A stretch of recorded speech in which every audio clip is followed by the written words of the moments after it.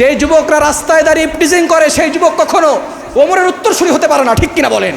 যে যুবক রাস্তায় দাঁড়িয়ে মেয়েদের সাথে অন্যায়ভাবে অনৈতিক কাজ করে সে যুবক খালেদ বিন ওলীদের উত্তরসূরি হতে পারে না। সুতরাং যুবক, যদি ইসলামের জন্য কাজ করতে চাও, যদি ইসলামের জন্য সামনে অগ্রসর হতে চাও, খালেদ বিন ওলীর মতো সামনে অগ্রসর হও, ওমরের মতো সামনে অগ্রসর হও, নবীজি সাল্লাল্লাহু আলাইহি সাল্লামের মতো হিলফুল ফুজুল সংগঠন করে সমাজের ভিতরে শান্তি প্রতিষ্ঠা করো। দুনিয়ার ভিতরে শান্তি বাস্তবায়ন হবে এবং দুনিয়া তো ভালো থাকবে, আখিরাতেও ভালো থাকতে পারবে, ঠিক কিনা বলেন? মুহতারাম হাজরিন, আমি আপনাদের সম্মুখে পবিত্র কোরআনুল কারীমের 17 নম্বর পারা 10 নম্বর পৃষ্ঠার 6 নম্বর লাইন সূরা আম্বিয়ার 107 নম্বর আয়াত তেলাওয়াত করেছি। আল্লাহ রাসূল সাল্লাল্লাহু আলাইহি ওয়াসাল্লামের অসংখ্য গণিত হাদিসসমূহের মধ্য থেকে সহিহ বুখারী শরীফের 14 নম্বর হাদিস পাঠ করেছি।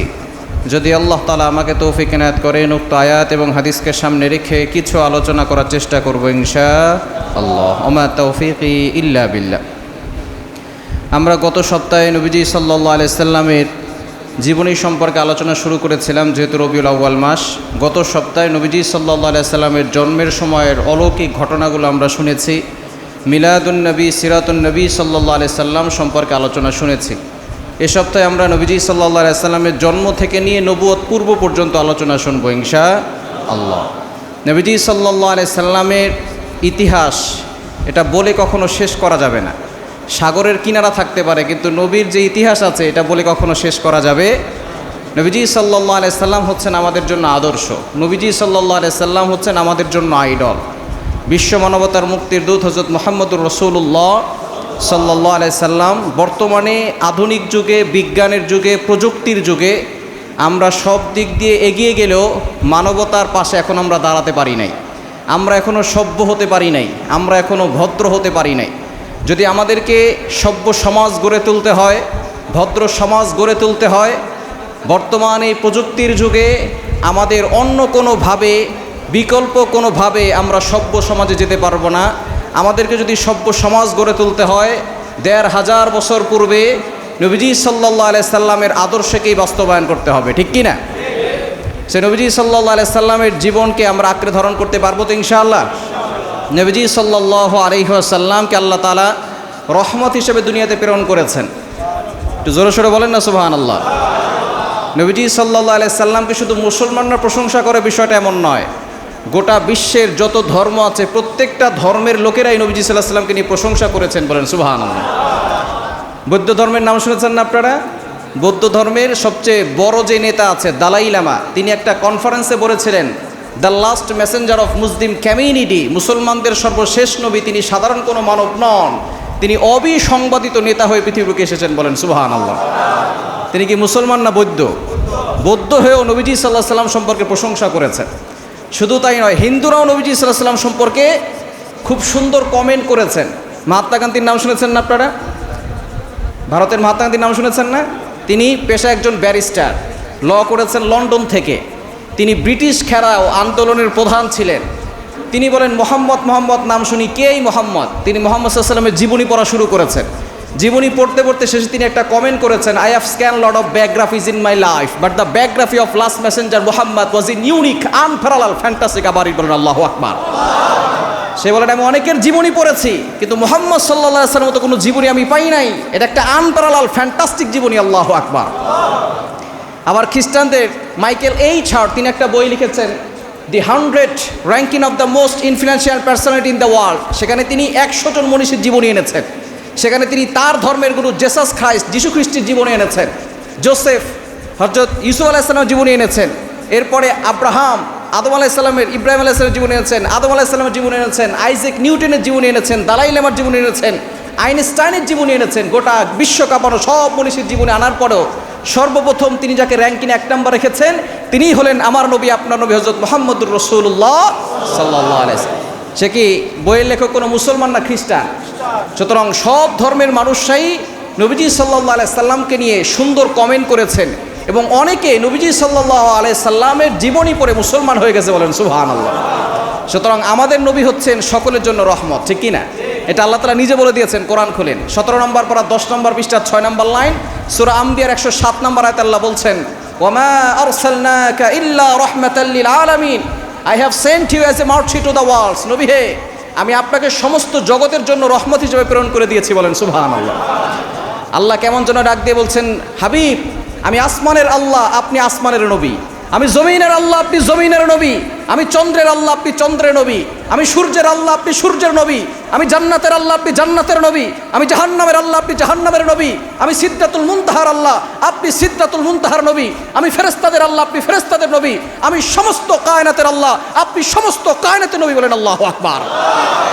এই নবীকে পেয়ে আমরা খুশি না বেজার? আরো জোরে বলেন খুশি না বেজার? শুকরিয়া আদায় করি বলে আলহামদুলিল্লাহ। এজন্য নবীজির আদর্শ আঁকড়ে ধরা দরকার আছে না নাই? রবিউল আউয়াল মাস আমাদেরকে শিক্ষা দিচ্ছে। এই মাসে নবীজি সাল্লাল্লাহু আলাইহি সাল্লামের জীবনী পড়ে আমরা নবীজি সাল্লাল্লাহু আলাইহি সাল্লামকে সুন্নতকে বাস্তবায়ন করবো। পারবো তো ইনশাআল্লাহ? পারা যাবে তো ইনশাআল্লাহ? কারণ আমার নবীর চরিত্র হচ্ছে মহান চরিত্র। সুবহানাল্লাহ বলবেন না? এই চরিত্রের ব্যাপারে আল্লাহ তাআলা নিজে কোরআনুল কারীমের ভিতরে আয়াত নাজিল করে দিয়েছেন। সুবহানাল্লাহ বাসায় গিয়ে পড়েন। 29 নম্বর পারা 3 নম্বর পৃষ্ঠা 14-15 নম্বর লাইন সূরা কলামের 4 নম্বর আয়াতে আল্লাহ বলছেন, ওয়া ইন্নাকা লাআলা খুলুকিন আযীম। আমার নবীর চরিত্র হচ্ছে মহান চরিত্র। সুতরাং সেই চরিত্র যদি আমরা চরিত্রবান হতে পারি, আমরা দুনিয়াতেও শান্তি পাবো, আখিরাতেও নাজাত পেয়ে যাব। বলেন সুবহানাল্লাহ। নবীজি সাল্লাল্লাহু আলাইহি সাল্লামের জন্মের অলৌকিক ঘটনাগুলো আমরা জানতে পেরেছিলাম। নবীজি সাল্লাল্লাহু আলাইহি সাল্লাম রবিউল আউয়াল মাসের মতভেদ রয়েছে 8 তারিখ, কেউ বলেছে 9 তারিখ, কেউ বলেছে 10 তারিখ, কেউ বলেছে রবিউল আউয়াল মাসের 12 তারিখ, কেউ বলেছে 18 তারিখ। বিভিন্ন মতভেদ রয়েছে, তবে তিনি রবিউল আউয়াল মাসের সোমবারে জন্মগ্রহণ করেছেন। নবীজি সাল্লাল্লাহু আলাইহি সাল্লাম যখন জন্মগ্রহণ করেছিলেন তখন বিশাল বড় বড় অগ্নি পূজারকদের যে আগুন ছিল শত শত বছরে, সে আগুনগুলো সাথে সাথে নিভে গিয়েছিল। কিসরার পারস্যের যে বড় বড় পিলার ছিল সেগুলো ধসে পড়ে গিয়েছিল। আল্লাহ পাক রব্বুল আলামিন অলৌকিক ঘটনা ঘটিয়েছিলেন। নবীজি সাল্লাল্লাহু আলাইহি ওয়াসাল্লামের জন্মের আগেই মা আমেনার গর্ভে যখন তিনি ছিলেন তখন তার বাবা দুনিয়া থেকে বিদায় নিয়েছিলেন, অর্থাৎ এতিম হয়ে তিনি দুনিয়াতে এসেছেন। মা আমেনার গর্ভে যখনই এসেছেন তখনই আল্লাহ তাআলা ইলহাম দিয়ে জানিয়ে দিয়েছেন, তোমার গর্ভে যে সন্তান এসেছে তার নাম আর কিছু রাখবে না, তার নাম হবে মুহাম্মদ। বলেন আল্লাহু আকবার। দাদা আব্দুল মুত্তালিব যখন মা আমেনার কোল থেকে নিজের নাতিটাকে হাতে নিলেন, হাতে নেওয়ার সাথে সাথে বললেন, এত সুন্দর বাচ্চা আমি কোথাও দেখি নাই। তিনিও নিজে কেমন যেন এই সন্তানকে কাবা ঘরের ভিতরে নিয়ে গেলেন। নিয়ে যাওয়ার পরে তিনি ওই সন্তানের নাম রেখে দিলেন মুহাম্মদ। বলেন আল্লাহু আকবার। লোকজন বলি করা শুরু করেছে, অনেক নাম শুনেছি, মুহাম্মদ তো নাম তো কখনো শুনি নাই। আব্দুল মুত্তালিব বলছেন, মুহাম্মদ নাম তোমরা শোনো নাই? মুহাম্মদ হচ্ছে এমন একটা নাম যে নামের অর্থ হচ্ছে প্রশংসিত। আমার এই নাতি সব দিক দিয়ে প্রশংসিত। বলেন আল্লাহু আকবার। আব্দুল মুত্তালিব কি ভুল বলেছিল? কি বলেন, ভুল বলেছিল? নবীজি সাল্লাল্লাহু আলাইহি সাল্লামের নাম হচ্ছে মুহাম্মদুর রাসূলুল্লাহ সাল্লাল্লাহু আলাইহি সাল্লাম। এই নামের দাম কম না বেশি? এখনো এই নাম আছে না নাই? এই নাম এখন গোটা পৃথিবীতে ছড়িয়ে গেছে, ঠিক কি না? ইসরায়েলে ওই মুহাম্মদ নাম আছে না নাই? লন্ডনে আছে না নাই? আমেরিকায় আছে না নাই? গোটা পৃথিবীতে নবীজি সাল্লাল্লাহু আলাইহি সাল্লামের নামকে আল্লাহ তাআলা সমুন্নত করে রেখেছেন। কেন যখনই মুসলমানরা নামাজ পড়ে আজান দেওয়ার দরকার আছে না নাই? আজানে শুধু আল্লাহকে সাক্ষী দিবেন হবে না, আল্লাহ তাআলা বলে দিয়েছেন আমাকে সাক্ষী দেওয়ার পরেই আমার নবীকেও সাক্ষী দিতে হবে। বলেন আল্লাহু আকবার। আশহাদু আল্লা ইলাহা ইল্লাল্লাহ এতটুকু বললেই শুধু আজান হবে না, তারপরে আশহাদু আন্না মুহাম্মাদুর রাসূলুল্লাহ বলতে হবে, ঠিক কি না? সুতরাং অনেকেই চেয়েছিল মুহাম্মদ সাল্লাল্লাহু আলাইহি সাল্লামের নাম এই পৃথিবীর বুকে থাকবে না, কিন্তু আল্লাহ তাআলা এমন ব্যবস্থাপনা করে দিয়েছেন এই পৃথিবীতে প্রত্যেকটা মুহূর্তে নবীজির নাম আল্লাহ তাআলা উচ্চারণ করে থাকেন। সুতরাং এই নবীর নাম কেউ পৃথিবী থেকে মুছে ফেলতে পারবে না। এই নবীর জন্য যদি জীবন দেওয়ার প্রয়োজন হয় আমরা জীবন দিতে রাজি আছি, ঠিক কিনা বলেন? সুতরাং নবীজি সাল্লাল্লাহু আলাইহি সাল্লামের নাম পুরা পৃথিবীতে আল্লাহ তাআলা এখন ছড়িয়ে রেখেছেন। মুহাম্মদ সাল্লাল্লাহু নবীজি সাল্লাল্লাহু আলাইহি সাল্লামের লালন পালন শুরু হয়ে গেল। সর্বপ্রথম তিনি মা আমেনার স্তন থেকে দুধ পান করলেন। এরপরে আব্দুল্লাহর একজন দাসী ছিল উম্মে আইমান। আব্দুল্লাহ যখন ইন্তেকাল করেছেন নবীজির বাবা, তখন মা আমেনার দাসী হয়েছে উম্মে আইমান। তিনিও নবীজি সাল্লাল্লাহু আলাইহি সাল্লামকে দুধ পান করিয়েছিলেন। এরপরে নবীজি সাল্লাল্লাহু আলাইহি সাল্লামকে দুধ পান করিয়েছিলেন তায়েফ এলাকার বনু সাদ গোত্রের একজন নারী, তার নাম হচ্ছে হালিমাতুস সাদিয়া। নাম কি? হালিমাতুস সাদিয়ার নাম আপনারা শুনেছেন না? তখন তায়েফে দুর্ভিক্ষ ছিল এবং তায়েফের লোকেরা গ্রাম্য এলাকা থেকে তারা শহরে মক্কায় আসতো। বড়লোক যারা বাচ্চা আছে, বড়লোকদের বাচ্চাদেরকে নিয়ে তারা তাদেরকে লালন পালন করে দিত এবং তারা কিছু একটা অ্যামাউন্ট পেত, সেই টাকা দিয়ে তারা জীবিকা নির্বাহ করত। তো হালিমাতুস সাদিয়া তার ঘরে খুব অভাব ছিল। তিনি চিন্তা করলেন এবছরও আমরা যাব, আমরা মক্কায় গিয়ে যারা ধনাঢ্য ব্যক্তি আছে তাদের সন্তানদেরকে লালন পালন করব। এটা কেন করা হতো? কেন শহরের মানুষরা তাদের সন্তানদেরকে গ্রামীণ পরিবেশে লালন পালন করাতেন। দেখবেন শহরের যে বাচ্চাগুলো আর গ্রামের বাচ্চাগুলো দুইটার ভিতরে ভিন্নতা আছে। শহরের বাচ্চাগুলোর ভিতরে দেখবেন তেমনটা শক্তি থাকে না, তারা সবসময় ফ্ল্যাটের ভিতরে থাকে, দৌড়াদৌড়ি করার সুযোগ থাকে না, খেলাধুলা করার সবসময় ফোন নিয়ে ব্যস্ত থাকে, ঠিক কি না? কিন্তু গ্রামের বাচ্চারা দেখবেন এরা খুব স্ট্রং হয়, গ্রামীণ পরিবেশে থেকে তারা হাঁটাচলা করতে পারে, খেলাধুলা করতে পারে, এরা খুব শক্তিশালী হয় এবং এদের রোগ প্রতিরোধ ক্ষমতাও ভালো থাকে। এজন্য শহরের লোকেরা চিন্তা করতো আমাদের সন্তানদেরকে গ্রামে লালন পালন করাবো, আর গ্রামের থেকে লোকজন আসতো। হালিমাতুস সাদিয়াও সেই সময় চিন্তা করলেন আমরা মক্কায় যাব। হালিমাতুস সাদিয়া বললেন আমাদের ঘরে খুব অভাব ছিল এবং আমরা যেই গাধা করে উটে করে রওনা দিয়েছিলাম সেই গাধাটাও খুব দুর্বল ছিল, উটটাও খুব দুর্বল ছিল। আমার সাথে আরও কিছু বান্ধবীরা ছিল, তারাও আমার সাথে রওনা দিয়েছে, কিন্তু তাদের গাধাগুলো তাদের উটগুলো খুব এমনভাবে সচ্চর ছিল, তারা খুব দ্রুত গতিতে চলা শুরু করলো এবং তারা আমাদের অনেক আগে আগে রওনা দিয়ে মক্কায় চলে গেল। আমাদের পশুগুলো এতটা দুর্ভিক্ষের কারণে তাদের স্তনে কোনো দুধও ছিল না এবং তাদের শরীরে কোনো শক্তিও ছিল না। সকলে আমাদের আগে আগে গিয়ে মক্কার যারা বড় বড় লোক আছে তাদের বাচ্চাদেরকে নিয়ে নিয়েছে, কিন্তু আবদুল্লাহর ছেলে মোহাম্মদ, তার বাবা নাই, এতিম সন্তানকে কেউ আর নেয় নাই। কেননা তারা চিন্তা করছে বাবা নাই, এই বাবা তো এই সন্তান লালন পালন করলে তো আমরা তেমন কোনো অ্যামাউন্ট পাবো না। হালিমাতুস সাদিয়া যখন মক্কায় গেলেন, যাওয়ার পরে কোনো বাচ্চা আর পাচ্ছেন না, শেষ পর্যন্ত তিনি মুহাম্মদুর রাসূলুল্লাহ সাল্লাল্লাহু আলাইহি সাল্লামের ঘরে প্রবেশ করলেন।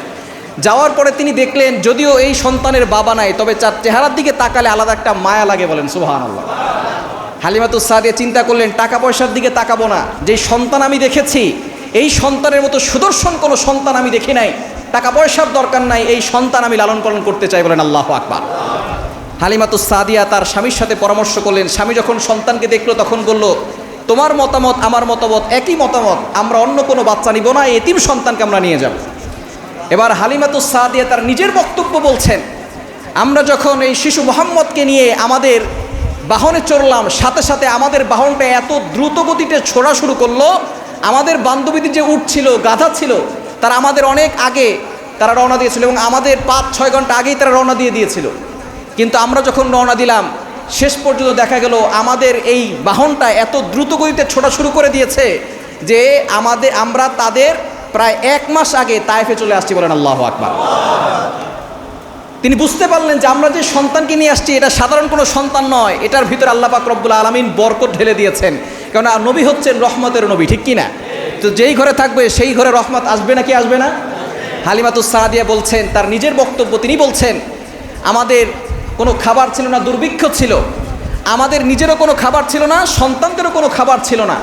শেষ পর্যন্ত আল্লাহ পাক রব্বুল আলামিন আমাদের উটের ভিতরে তাদের স্তনে এত পরিমাণ দুধ দেওয়া শুরু করেছে এই মোহাম্মদ শিশুর বরকতে, যে আমরা পেট ভরে এই দুধ খেতে পারতাম এবং এই দুধ আমরা বিক্রিও করতে পারতাম, বলেন আল্লাহু আকবার। এবং হালিমাতুস সাদিয়া বলছেন আমার স্তনেও দুধ কম ছিল, আমার একজন সন্তান ছিল, তার নাম ছিল আব্দুল্লাহ। এই আব্দুল্লাহকে আমি সঠিকভাবে দুধ পান করাতে পারতাম না। যখন এই শিশু মোহাম্মদ আমার কোলে এসেছে, সাথে সাথে আমার স্তনে এত পরিমাণ দুধ এসেছে, আমি আমার আব্দুল্লাহকেও পেট ভরে খাওয়াইছি, মোহাম্মদকেও পেট ভরে খাওয়াইছি, বলেন আল্লাহু আকবার।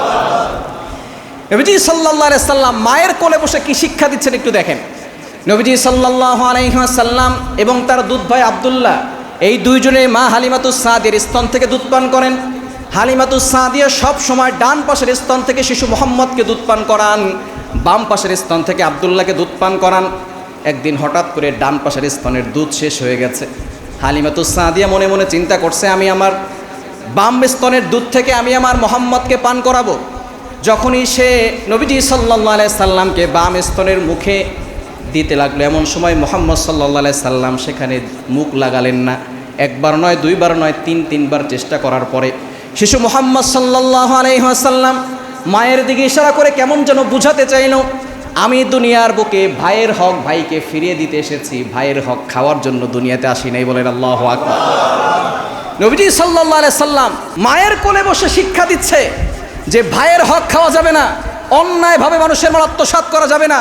আর আমরা সেই নবীর উম্মত হয়ে যত বড় হচ্ছি তত বেশি ভাইয়ের হক ভাই আদায় করে ফেলছি, বোনের হক দিচ্ছি না, প্রতিবেশীর হক নষ্ট করে ফেলছি। যারা প্রতিবেশীর হক নষ্ট করে, ভাইয়ের হক ভাইকে দেয় না, তারা কখনো নবীর উম্মত হতে পারে না, ঠিক কিনা বলেন? নবীজি সাল্লাল্লাহু আলাইহি সাল্লাম মায়ের কোলে বসে শিক্ষা দিয়েছেন ভাইয়ের হক ভাইকে বুঝিয়ে দিতে হবে, বোনের হক বোনেরকে বুঝিয়ে দিতে হবে।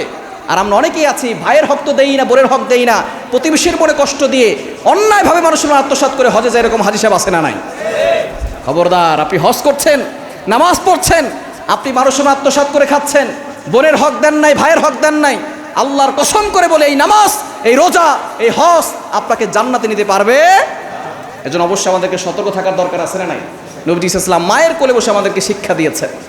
এবার নবীজি সাল্লাল্লাহু আলাইহি সাল্লাম আস্তে আস্তে করে যখনই সেখানে থাকা শুরু করলেন, হালিমাতুস সাদিয়া বললেন আমাদের ঘরের ভিতরে রহমত বরকত ভরপুর হয়ে গেল। আস্তে আস্তে 2টা বছর শেষ হয়ে গেল, কেননা সন্তান 2 বছর মায়ের কাছে দুধ পান করে, ঠিক কি না? 2 বছর পরে হালিমাতুস সাদিয়া চিন্তা করলেন এই মোহাম্মদ শিশু আমার ঘরে আসার পরে বরকতে ভরপুর হয়ে গেছে, সুতরাং এই মোহাম্মদকে আমি এখনই তার মায়ের কাছে ফেরত দিব না, আমি আরও কিছুদিন রাখতে চাই। তবে যেহেতু আরেকজনের সন্তান নিজের কাছে নিয়ে আসছে, তারপরে মায়ের কাছে তো অনুমতি নিতে হয়। তিনি সন্তানকে নিয়ে আবারও মক্কায় গেলেন। যাওয়ার পরে মা আমেনাকে বলতেছেন যে এখনও তো মক্কায় দুর্ভিক্ষ চলতেছে এবং একটা ভাইরাস ছড়িয়ে পড়েছে, বাচ্চারা অসুস্থ হয়ে যাচ্ছে, সুতরাং আমি চাই মোহাম্মদকে আরও কিছুদিন আমার কাছে রাখুন, তাহলে মোহাম্মদ সুস্থ থাকতে পারবে এবং ভাইরাস থেকে বাঁচতে পারবে। বারবার জোরাজুরি করার পরে মা আমেনা বুঝতে পেরেছেন যে হালিমাতুস সাদিয়া এখনও আমার সন্তানকে তার কাছে রাখতে চান। মা আমেনা শেষ পর্যন্ত বলছেন ঠিক আছে তোমার কাছে রাখো। আস্তে আস্তে করে তার কাছে রাখা শুরু করলো। তার ঘরের ভিতরে আল্লাহ তাআলা রহমত বরকত দিয়ে ভরপুর করে দিলেন। নবীজি সাল্লাল্লাহু আলাইহি ওয়াসাল্লামের বয়স যখন 4 বছর হয়ে গেল, এমন সময় তিনি একবার আব্দুল্লাহ দুধ ভাই এবং আরও কয়েকজন বাচ্চারা নিয়ে খেলাধুলা করা শুরু করলেন। এমন সময় নবীজি সাল্লাল্লাহু আলাইহি সাল্লামের কাছে 2 জন ব্যক্তি আসলো। হাদিসের ভিতরে আসছে 1 নম্বর জিবরাইল আলাইহিস সালাম, 2 নম্বর মিকাইল আলাইহিস সালাম। 2 জন ব্যক্তি আসলো। নবীজি সাল্লাল্লাহু আলাইহি সাল্লামের বয়স যখন কত বছর? 4 বছর। নবীজি সাল্লাল্লাহু আলাইহি সাল্লামকে শোয়া দিলেন। এই দৃশ্য দেখছেন দুধ ভাই আব্দুল্লাহ, তিনি দূর থেকে দৃশ্য দেখে ভয়ে তার ভিতরে কাঁপুনি শুরু হয়ে গেছে যে এই দৃশ্য কি দেখলাম। নবী সাল্লাল্লাহু আলাইহি সাল্লামকে শোয়া দিলেন। এরপরে তার ওপেন হার্ট সার্জারি করলেন। এটাকে বলা হয় শাক্কুস সদর। ওপেন হার্ট সার্জারি করা, বক্ষ বিদীর্ণ করা। বর্তমানে ওপেন হার্ট সার্জারি করে না, এটা কিন্তু নবীজি সাল্লাল্লাহু আলাইহি সাল্লামের সেখান থেকেই বিজ্ঞানীরা গবেষণা করে ওপেন হার্ট সার্জারি করে অনেক সময় ভিতরে যে সমস্যাগুলো হয় এগুলো তারা অপারেশন করতে পারে, বলেন আল্লাহু আকবার। নবী সাল্লাল্লাহু আলাইহি সাল্লামের ওপেন হার্ট সার্জারি করে সেখান থেকে কল্পটা বের করলেন, একটা স্বর্ণের পাত্রে সেই কল্পটাকে রাখলেন। এরপরে মা উ জমজম, জমজমের পানি দিয়ে সেই কল্পটাকে ধৌত করে আবারও সেখানে ফিট করে দিলেন, বলেন আল্লাহু আকবার। সুতরাং জমজমের পানির ভিতরে বরকত আছে না নাই? আরো জ্বলন আছে না নাই? বাসায় জমজমের পানি রাখবেন। জমজমের পানি হচ্ছে এমন পানি যেই নিয়ত করে যে পান করবে আল্লাহ তাআলা সেই নিয়ত পূরণ করে দিবেন। আপনি অসুস্থ আছেন, বিপদে পড়েছেন, আপনি কিবলার দিকে মুখ করে দাঁড়িয়ে সুন্নাত নিয়মে পান করবেন। বলবেন আল্লাহ আমি অসুস্থ, আমাকে সুস্থতার নিয়ামত দান করে। এভাবে করে পান করবেন, আল্লাহ তাআলা ওই জমজমের পানির উসিলায় আল্লাহ তাআলা আপনাকে সুস্থতার নিয়ামত দান করে দিবেন। নবীজি সাল্লাল্লাহু আলাইহি সাল্লামের কল্পটাকে পরিষ্কার করে আবারও সেখানে শোয়া রাখলেন। সাথে সাথে আব্দুল্লাহ দৃশ্য দেখে মা হালিমাতুস সাদিয়ার কাছে গিয়ে বলেন মা দেখো আমাদের ভাই শিশু মুহাম্মদকে কে যেন দুনিয়া থেকে বিদায় করে দিচ্ছে, তাকে হত্যা করে ফেলছে। হালিমাতুস সাদিয়া ঘাবড়ে গেলেন, দৌড়ে আসলেন। আসার পরে দেখেন নবীজি সাল্লাল্লাহু আলাইহি সাল্লামের মাঝখানে একটা সেলাই করা দৃশ্য দেখা যায়। তিনি ইন্তেকাল করেন নাই, তবে সেখানে তিনি শুয়েছিলেন। নবীজি সাল্লাল্লাহু আলাইহি সাল্লাম নিজেও ভয় পেয়ে গেছে যেহেতু তিনি ছোট ছিলেন। হালিমাতুস সাদিয়া তিনি চিন্তা করলেন যেহেতু এরকম একটা দৃশ্য ঘটে গেছে, আমি আর শিশু মোহাম্মদকে আমার কাছে রাখবো না, যেহেতু এটা আমার সন্তান, আরেকজনের সন্তান, ক্ষতি হয়ে গেলে আমার উপরে বিপদ আসতে পারে। তিনি সন্তানকে নিয়ে চলে গেলেন মা আমিনার কাছে, দৃশ্যগুলো খুলে বললেন এবং তাকে সেখানে রেখে আসলেন।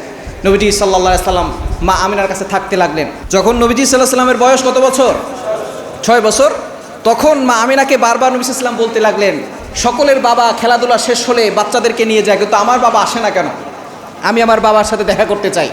এবার মা আমিনা চিন্তা করছেন যে তার বাবা মদিনায় ব্যবসা করার জন্য গিয়েছিল, সেখানে তিনি ইন্তেকাল করেছেন। এবার মক্কা থেকে মদিনায় যাবেন। আব্দুল মুত্তালিবকে বললেন যে বাবা আমরা তো আপনার নাতি বারবার জোরাজোরি করতেছে, আমরা আপনার ছেলের কবর জিয়ারত করতে যেতে চাই এবং সন্তান মোহাম্মদকে তার বাবার কবরটাকে দেখিয়ে আনতে চাই। আব্দুল মুত্তালিব বলে ঠিক আছে, কোনো সমস্যা নাই, তুমি তাকে নিয়ে যাও, তবে তুমি একা যাবে না, তোমার সাথে উম্মে আইমানও যাবে। তাদের দাসে ছিল উম্মে আইমান, সেও যাবে। নবীজি সাল্লাল্লাহু আলাইহি সাল্লামকে নিয়ে মা আমিনা রওনা দিলেন। পথিমধ্যে কবর জিয়ারত করার পরে যখন ফিরে আসবে তখন মা আমিনা আবওয়া নামক স্থানে তিনি অসুস্থ হয়ে পড়লেন এবং এই অসুস্থতা এতটা বেড়ে গেল তখন তিনি আবওয়া নামক স্থানে সেখানে তিনি ইন্তেকাল করলেন। শেষ পর্যন্ত উম্মে আইমান নবীজি সাল্লাল্লাহু আলাইহি সাল্লামকে সেখান থেকে নিয়ে তারপরে চলে আসলেন মক্কায়। আব্দুল মুত্তালিব দেখেই বুঝতে পারলেন যে গিয়েছিল 3 জন, এখন আছে 2 জন, তার মানে তার মা আমেনাও সেখান থেকে পৃথিবী থেকে বিদায় নিয়েছে, বাবার শোকে শোকে তার মাও দুনিয়া থেকে বিদায় নিয়েছে। এই চিন্তা করে দাদা আব্দুল মুত্তালিব নবী সাল্লাল্লাহু আলাইহি সাল্লামকে বেশি ভালোবাসা শুরু করলেন। আব্দুল মুত্তালিব সবসময় নবীজি সাল্লাল্লাহু আলাইহি সাল্লামকে সাথে সাথে রাখতেন। এমনকি কাবা শরীফের পাশে আব্দুল মুত্তালিবের জন্য ছোট্ট একটা বিছানা ছিল, যেখানে গদি করে একটা বিছানা ছিল। যেখানে কেউ বসতো না, আব্দুল মুত্তালিব বসতো, যেহেতু আব্দুল মুত্তালিব কাবা শরীফের মুতাওয়াল্লি ছিল। কিন্তু নবীজি সাল্লাল্লাহু আলাইহি সাল্লামের বয়স যখন 7 বছর 6 বছর তখনই তিনি ওই গদিতে বসে যেতেন। একদিন বসাচ্ছিলেন, এমন সময় আব্দুল মুত্তালিবের ছেলেরা তার নাতিরা মুহাম্মদ সাল্লাল্লাহু আলাইহি সাল্লামকে বকাবকি করা শুরু করলো, এই মুহাম্মদ, এটা তো তোমার জায়গা নয়, এটা হচ্ছে আমাদের দাদা আব্দুল মুত্তালিবের জায়গা। চাচারাও বকাবকি করা শুরু করেছে, এটা আমার বাবার জায়গা, তোমরা এখানে বসবে না। যখন এই কথা বলা শুরু করছে, আব্দুল মুত্তালিব এই দৃশ্য দেখেছেন, দেখার সাথে সাথে তিনি বলেছেন যে খবরদার, আমার এই গদিতে মুহাম্মদ বসবে, তোমরা কেউ কোনো কথা বলবে না, কারণ আমি মনে করি আমার যতটুকু মর্যাদা আছে আমার থেকে কোটি কোটি গুণ বেশি মর্যাদাই মুহাম্মদের। বলেন আল্লাহু আকবার। তিনি আব্দুল মুত্তালিব বুঝতে পেরেছিলেন যে এটা সাধারণ কোনো সন্তান নয়, আল্লাহ তাআলা তাকে অলৌকিক ক্ষমতা দিয়েছেন। আব্দুল মুত্তালিব তাকে অনেক ভালোবাসতেন, কিন্তু দাদার ভালোবাসা বেশি দিন টিকে নাই। 8 বছর বয়সের সময় দাদাও দুনিয়া থেকে বিদায় নিয়েছে। আল্লাহ পাক রব্বুল আলামিন কিভাবে তাকে দুনিয়াতে বড় করেছেন, একেবারে এতিম হয়ে তিনি আস্তে আস্তে বড় হয়েছে। 8 বছর পরে যখন দাদা ইন্তেকাল করলো, তখন তার সঙ্গী হলেন আবু তালেব, তার চাচা। আবু তালেব নবীজি সাল্লাল্লাহু আলাইহি সাল্লামকে বেশি ভালোবাসতেন, মহব্বত করতেন। আবু তালেবেরও তেমন একটা ঘরের ব্যবস্থাপনা ভালো ছিল না, অর্থনৈতিক অবস্থা খুব দুর্বল ছিল। তিনি বললেন, যখনই মুহাম্মদ শিশু আমার ঘরে আসলো, সাথে সাথে আমার ঘরের ভিতরে বরকত দিয়ে ভরপুর হয়ে গেল। বলেন আল্লাহু আকবার। আবু তালেব আস্তে আস্তে তাকে লালন পালন করা শুরু করলো। নবীজি সাল্লাল্লাহু আলাইহি সাল্লামের বয়স যখন 12 বছর, তখন আবু তালেব ব্যবসার জন্য সিরিয়ায় যাবে। তখন আবু তালেব চিন্তা করলো, আমি আমার ভাতিজাকে এখানে রেখে যাব না, আমার ভাতিজাকে কে কি করে ফেলবে, তার বাবা নাই, এতিম সন্তান, দাদাও নাই, মাও নাই, আমি আমার ভাতিজাকে নিয়েই যাব। তিনি যখন সিরিয়ার উদ্দেশ্যে রওনা দিয়েছে, এমন সময় বুসরা নামক একটা জায়গা আছে। এই বুসরা নামক একটা জায়গায় খ্রিস্টান পাদ্রী ছিল, তার নাম ছিল বুহাইরা। নাম কি? বুহাইরা। এ ছিল খ্রিস্টান পাদ্রী, অর্থাৎ খ্রিস্টানদের বড় আলেম ছিল। খ্রিস্টানদের বড় পাদ্রী সে ওইখানে দাঁড়িয়েছিল যে এখন মক্কা থেকে একটা কাফেলা আসবে, সেই কাফেলাকে তিনি রিসিভ করবেন, এই জন্য তিনি দাঁড়িয়েছিলেন। তিনি অন্য কোনো কাফেলাকে রিসিভ করার জন্য, ওয়েলকাম জানানোর জন্য সেখানে দাঁড়াতেন না, কিন্তু ওই দিন তিনি দাঁড়িয়েছিলেন। আবু তালেব যখনই আসলেন, আসার সাথে সাথে তখন এই ছোট্ট বালকটিকে, অর্থাৎ মুহাম্মদ সাল্লাল্লাহু আলাইহি সাল্লামকে তিনি দেখলেন। দেখার সাথে সাথে আবু তালেবকে নিয়ে তিনি তার গির্জায় চলে গেলেন, তার ঘরে নিয়ে তাকে বললেন, এই সন্তান তোমার কি হয়? বলে আমার ছেলে। তুমি কে? বলে আমি তার বাবা। মানে আবু তালেবকে এটা সত্য বলছে না মিথ্যা বলছে? আর জন্য সত্য না মিথ্যা? কারণ আবু তালেব মনে করছে যদি আমি তাকে বলি যে সে আমার ভাতিজা হয়, তাহলে হয়তো কোনো দুর্ঘটনা ঘটতে পারে। এই জন্য তিনি চিন্তা করছেন যে আমি যদি বাবা বলি তাহলে কেউ তার কোনো ক্ষতি করতে পারবে না, এই জন্য তিনি তার বাবা পরিচয় দিয়েছেন। এবার তিনি বলতেছেন, এই সন্তান কি কুরাইশি বংশের? বলে হ্যাঁ কুরাইশি বংশের। বলে এই সন্তান, তার বাবার নাম কি আব্দুল্লাহ? বলে হ্যাঁ তার বাবার নাম আব্দুল্লাহ। বলে যদি বাবার নাম আব্দুল্লাহ হয় এবং সে যদি কুরাইশি বংশের হয়, মক্কা থেকে এই কাফেলা আসে, তাহলে এই সন্তানের বাবা জীবিত থাকতে পারে? আবু তালেব অবাক হয়ে গেলেন যে দৃশ্য, তো আমি তাকে মিথ্যা কথা বলেছি, কিন্তু সে কিভাবে বলল? এবার সেই বুহাইরা বলল, আমি আপনাকে যেটা বলেছি মিথ্যা বলেছি। বুহাইরা বলছেন, এটা এই যে এরকম এই সময় এই সন্তান এখানে আসবে এবং তার নাম হবে মুহাম্মদ, তার বাবার নাম আব্দুল্লাহ থাকবে, মায়ের নাম আমেনা থাকবে, এবং সে এই সময় এখানে আসবে, এটা তাওরাতে আমি পড়েছি। এবং আমি যখন তাকে আসতে দেখেছি, তখন দেখেছি পাথরগুলো তাকে সালাম জানাচ্ছে। বলেন আল্লাহু আকবার। গাছগুলো ঝুঁকে ঝুঁকে তাকে সালাম জানাচ্ছে। ইনি হচ্ছে সাইয়্যিদুল আলামিন, ইনি হচ্ছেন রহমাতুল লিল আলামিন, হাদা সাইয়্যিদুল মুরসালিন। ইনি আর কেউ না, ইনি হচ্ছেন সর্বশেষ নবী, ইনি গোটা পৃথিবীর সর্দার হবে, সুতরাং তিনিই হবেন সর্বশেষ নবী। বলেন আল্লাহু আকবার। আবু তালেবকে বলেন, আবু তালেব, এই ভাতিজাকে এখানে রাখবে না, যদি একটু সামনে যাও, সিরিয়ায় যাও, ইহুদিরা কিন্তু ষড়যন্ত্র করার জন্য প্রস্তুত আছে।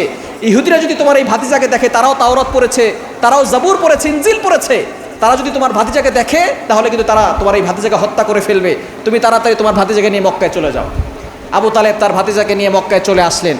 নবীজি সাল্লাল্লাহু আলাইহি সাল্লামকে নিয়ে তিনি সবসময় ভীত সন্ত্রস্ত থাকতেন, না জানি কে কখন তার উপর আঘাত করে বসে।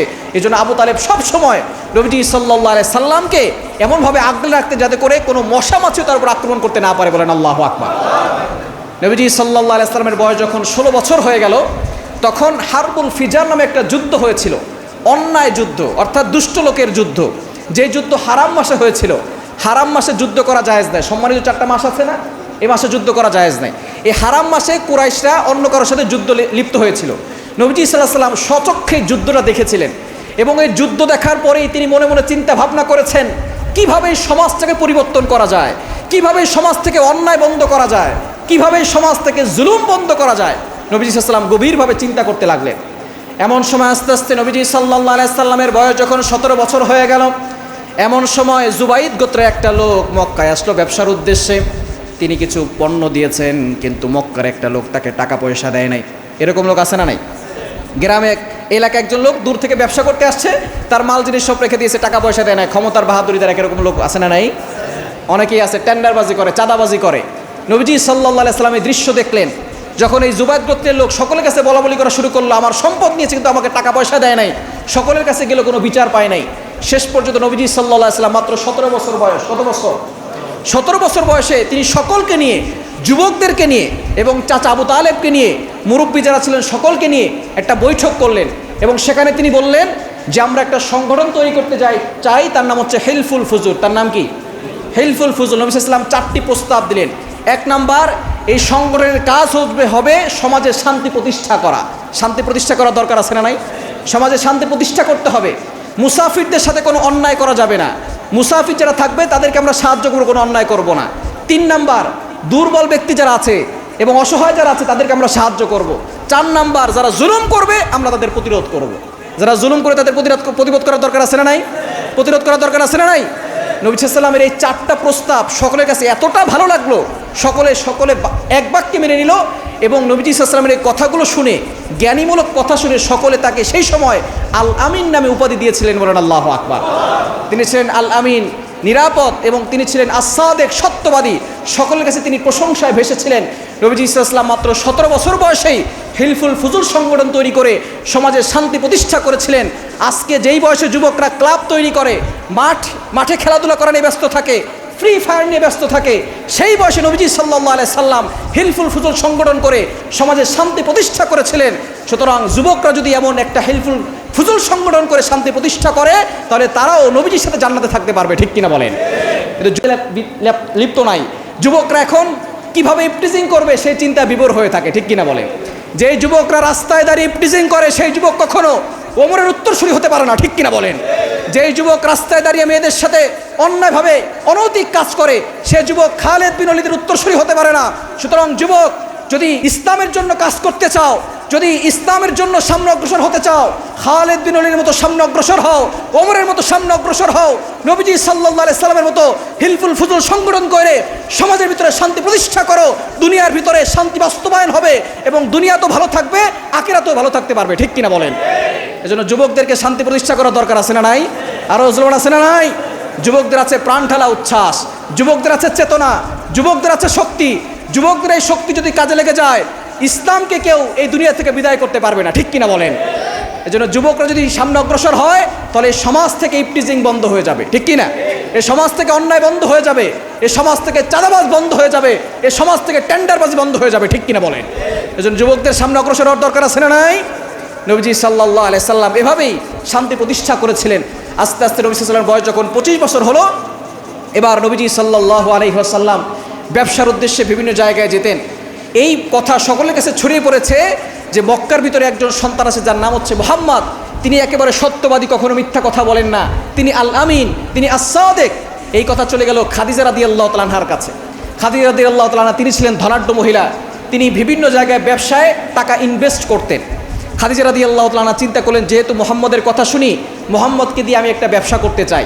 এবার মুহাম্মদ সাল্লাল্লাহু আলাইহি সাল্লামকে তিনি ডেকে আনালেন। আনানোর পরে তিনি বললেন, ঠিক আছে, তুমি আমার কাছ থেকে অর্থকড়ি নিয়ে তুমি সিরিয়ায় গিয়ে ব্যবসা করবে। এবার নবীজি সাল্লাল্লাহু আলাইহি ওয়াসাল্লাম তার টাকা পয়সা নিয়ে তিনি ব্যবসা করা শুরু করলেন এবং এই ব্যবসায় এতটা লাভবান হলেন, খাদিজা রাদিয়াল্লাহু তাআলা আনহা বললেন, আমি যতদিন ধরে ব্যবসা করেছি আমি এরকম লাভবান কখনো হতে পারি নাই। বলেন আল্লাহু আকবার। তখন খাদিজা রাদিয়াল্লাহু তাআলা আনহার গোলাম ছিল মাইসারা। মাইসারাকে জিজ্ঞেস করলো, মাইসারাকে নবী সাল্লাল্লাহু আলাইহি ওয়াসাল্লামের কাছে পাঠানো হয়েছিল। যখন ব্যবসার পরে তিনি আসলেন, আসার পরে তিনি বললেন, মাইসারাকে জিজ্ঞেস করলেন, মুহাম্মদের স্বভাব কেমন, মুহাম্মদের চরিত্র কেমন? তখন মাইসারা বলেছিলেন খাদিজা রাদিয়াল্লাহু তাআলা আনহাকে যে তার মতো সুদর্শন এবং তার মতো চরিত্রবান পুরুষ আমি আজ পর্যন্ত অন্য কোথাও দেখি নাই। বলেন আল্লাহু আকবার। এবং তিনি সত্যবাদী, তিনি আমানতদার, তিনি মহিলাদের দিকে চোখ উকিয়ে তাকান না, তিনি নিচে তাকিয়ে তারপরে কথা বলেন, সুন্দর ব্যবহার করেন। খাদিজা রাদিয়াল্লাহু তাআলা আনহা তার এই কথা শুনে আরও বেশি আবেগ আপ্লুত হয়ে গেলেন এবং তার প্রতি ভালোবাসা জন্মে গেল। শেষ পর্যন্ত খাদিজা রাদিয়াল্লাহু তাআলা আনহা তিনি নিজেই বিবাহের প্রস্তাব দিয়েছিলেন। তখন খাদিজা রাদিয়াল্লাহু তাআলা আনহার বয়স ছিল 40 বছর। কত বছর? আর রাজুলের কত বছর? 40 বছর। এবং তার 2টা বিবাহ হয়েছিল। তিনি ছিলেন পবিত্রা নারী, তার 2টা বিবাহ হয়েছিল এবং স্বামী 2জন ইন্তেকাল করেছিলেন। খাদিজা রাদিয়াল্লাহু তাআলা আনহা পবিত্রা ছিলেন এবং ওই সময় বড় বড় ধনাঢ্য ব্যক্তিরা খাদিজা রাদিয়াল্লাহু তাআলা আনহাকে বিবাহের প্রস্তাব পাঠিয়েছিলেন। কিন্তু খাদিজা রাদিয়াল্লাহু তাআলা আনহা সেটা কবুল করেন নাই। শেষ পর্যন্ত তিনি নিজেই মুহাম্মদুর রাসূলুল্লাহ সাল্লাল্লাহু আলাইহি ওয়াসাল্লামকে বিবাহের প্রস্তাব পাঠিয়েছেন। নবীজি সাল্লাল্লাহু আলাইহি ওয়াসাল্লাম বললেন, আমার চাচা আবু তালেব আছে, অভিভাবক আছে, আমার চাচার কাছে এই প্রস্তাব প্রেরণ করা হোক। আবু তালেবের কাছে যখন এই প্রস্তাবগুলো, আবু তালেব বললেন, খাদিজা হচ্ছে এই মক্কার ভিতরে ধনাঢ্য একজন মহিলা, তার সাথে বিয়ে করার জন্য অনেক ধনাঢ্য ব্যক্তিরা পাগল, সে যদি আমার ভাতিজাকে বিয়ে করতে চায় তাহলে আমি রাজি আছি, আমার ভাতিজাও রাজি আছে, এই বিয়ে হবে, বলেন আল্লাহু আকবার। তখন নবী সাল্লাল্লাহু আলাইহি ওয়াসাল্লামের বয়স কত বছর? 25 বছর। খাদিজা রাদিয়াল্লাহু তাআলার বয়স কত? 40 বছর।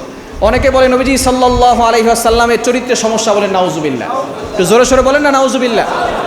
নবীজি সাল্লাল্লাহু আলাইহি সাল্লামের চরিত্রে যদি সমস্যা থাকতো তাহলে 25 বছরের যুবক কখনো 40 বছরের নারীকে বিয়ে করতো না, ঠিক কি না?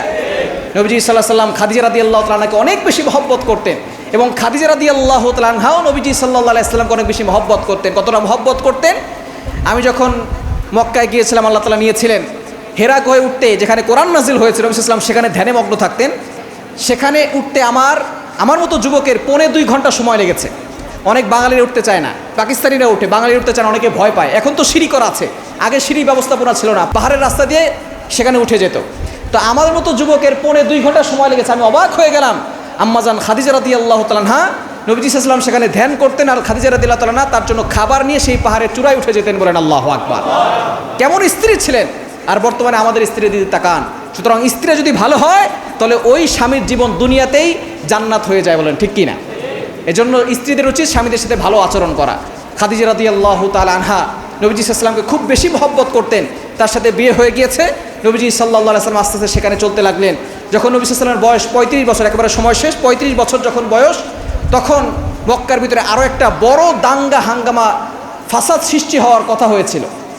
তখন কাবা শরীফ পুনরায় নির্মাণ করার কথা উঠেছিল, কেননা তার কিছুদিন আগে প্লাবন হয়ে কাবা শরীফ কয়েকটা দেয়াল একবারে ধসে গিয়েছিল, এবং আগুন লেগে কাবা শরীফের কয়েকটা দেয়াল পড়ে গিয়েছিল, যার কারণে সকলে মিলে চিন্তা ভাবনা করেছে যে আমরা এই কাবা শরীফটাকে নতুন করে পুনর্নির্মাণ করব।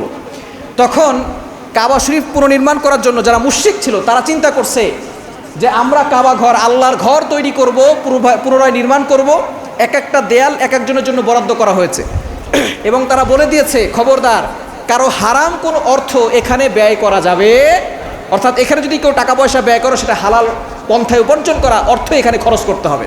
আমরা অনেক সময় সুদের টাকা, ঘুষের টাকা মসজিদে দান করি। খবরদার, মুশরিকরা যারা আল্লাহর প্রতি ঈমান আনে নাই, নবীজি সাল্লাল্লাহু আলাইহি ওয়াসাল্লামকে যারা মানে নাই, তারা পর্যন্ত তাদের হালাল টাকা আল্লাহর ঘরে লাগিয়েছে। আর আমরা অনেকে মুসলমান হয়ে সে আল্লাহর ঘরে সুদের টাকা দেয়, এরকম লোক আছে না নাই? এজন্য খবরদার, আপনার হারাম টাকা মসজিদে দিবেন না, হারাম টাকা ইনকাম করবেন না। হারাম টাকা যারা ইনকাম করে তাদের নামাজ হয় না, রোজা হয় না, হজ হয় না, জাকাত হয় না, কোনো ইবাদত আল্লাহ তাআলা কবুল করেন।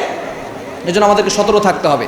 নবীজি সাল্লাল্লাহু আলাইহি ওয়াসাল্লাম যখন 35 বছর বয়স, তখন সকলে মিলে চিন্তা করছে কাবা ঘর পুনরায় নির্মাণ করবেন। এক একজনকে এক একটা ঘর, এক একটা দেয়াল আলাদা করে দেওয়া হয়েছিল। কাবা শরীফের যে উত্তর যে জায়গাটা আছে, সেই দেয়ালের পাশে দেখবেন ছোট একটা এরকম হাতিমে কাবা আছে, এরকম একটা জায়গা আছে না, ছোট করে যারা দেখছেন না, ওনার অর্থ কম ছিল, তিনি ওই দেয়ালটা পুরোপুরি উঠাতে পারেন নাই। ওই দেয়ালটা ওরকমই ছিল, তার অর্থ কম থাকার কারণে। সেটাও কাবা শরীফের অংশ। নবীজি সাল্লাল্লাহু আলাইহি ওয়াসাল্লাম যখন মক্কা বিজয় করলেন, তখন তিনি এটাকে নির্মাণ করতে চাইলেন। তখন অনেকেই বললেন যে না, যেটা এইভাবে আছে এভাবেই থাকুক। অনেকেই মতের ভিন্নতা প্রকাশ করলেন, যার কারণে নবী সাল্লাল্লাহু আলাইহি ওয়াসাল্লাম এটার ঠিক করলেন না, এটা এখনও সেরকমই আছেন। সুতরাং যখন কাবা শরীফ স্থাপন হয়ে গেছে, এখন হজরে আসওয়াদ, যেটাকে চুম্বন করলে আল্লাহ তাআলা সকল গুনাহ খাতাগুলো ক্ষমা করে দেয়, বলেন সুবহানাল্লাহ। এই হজরে আসওয়াদটা কিভাবে স্থাপন করা হবে, এটা নিয়ে সকলের ভিতরে দাঙ্গা হাঙ্গামা সৃষ্টি হয়ে গেল। যত সর্দার ছিল তারা মনে করেছিল যে আমাদের গোত্রের লোকেরা আমরা এই হাজরে আসওয়াদ প্রতিস্থাপন করব। তখন বলছে যে না, কেউ কেউ বলতেছে আমরা করবো, যেহেতু হাজরে আসওয়াদ এটা জান্নাতি পাথর, এটা আমরা স্থাপন করব। এটা নিয়ে দাঙ্গা হাঙ্গামা শুরু হয়ে গেছে। এখন যুদ্ধ শুরু হয়ে যাবে। এমন সময় এক ব্যক্তি বলছে আগামীকাল সকালবেলা যে কাবা শরীফে প্রবেশ করবে সেই ফায়সালা করবে যে আমরা কিভাবে এটা প্রতিষ্ঠা করব। সকালবেলা সকল অপেক্ষায় রইল। এমন সময় দেখলেন নবীজি সাল্লাল্লাহু আলাইহি সাল্লাম নিজে কাবা শরীফের ভিতরে প্রবেশ করতেছেন, বলেন আল্লাহু আকবার। সকলে সন্তুষ্ট হয়ে গেল যে আল আমিন, তিনি আমাদের কাছে এসেছেন, তিনি ফায়সালা করবেন। নবীজি সাল্লাল্লাহু আলাইহি সাল্লাম বললেন ঠিক আছে, এই হজরে আসওয়াদ কিভাবে তোমরা এটাকে নিবে, স্থাপন করবে, আমি বলে দিচ্ছি। নবীজি সাল্লাল্লাহু আলাইহি সাল্লাম একটা বিশাল তার চাদরটা খুলে চাদরটা বিছালেন। এরপরে নিজে হজরে আসওয়াদটা তার চাদরের উপরে রাখলেন। রাখার পরে যে কজন সর্দার ছিল, গোত্রের সর্দার ছিল, সকলকে বললেন আপনারা চাদরের একটা কোণা ধরেন। সকলে চাদরের কোণা ধরে কাবা শরীফের একবারে ঘরের কাছে নিয়ে গেলেন। নবীজি সাল্লাল্লাহু আলাইহি সাল্লাম পাথরটা উঠিয়ে সেটা আবার যেখানে রাখার সেখানে রেখে দিলেন। বড় একটা ফিতনা ফাসাদ থেকে মানুষ বাঁচতে পারলো, যুদ্ধ থেকে মানুষ বাঁচতে পারলো। নবীজি সাল্লাল্লাহু আলাইহি সাল্লামের প্রশংসা সকল দিকে ছড়িয়ে পড়লো এবং আস্তে আস্তে সকলেই প্রশংসা করা শুরু করলো, নবীজি সাল্লাল্লাহু আলাইহি সাল্লামকে ভালোবাসা শুরু করলো। কিন্তু যখনই নবীজি সাল্লাল্লাহু আলাইহি সাল্লাম 40 বছর পরে নবুয়ত প্রাপ্ত হয়েছেন, তখন থেকেই তারা গালিগালাজ করা শুরু করেছে। আমরা সামনের সপ্তাহে শুনবো ইনশাআল্লাহ যে নবীজি সাল্লাল্লাহু আলাইহি সাল্লাম নবুয়ত কীভাবে পেয়েছেন এবং নবুয়তের পরবর্তী মক্কায় কীভাবে তিনি দিন পার করেছেন এবং কাফেররা কীভাবে তাকে কষ্ট দিয়েছেন, আমরা সামনের সপ্তাহে শুনবো ইনশাআল্লাহ।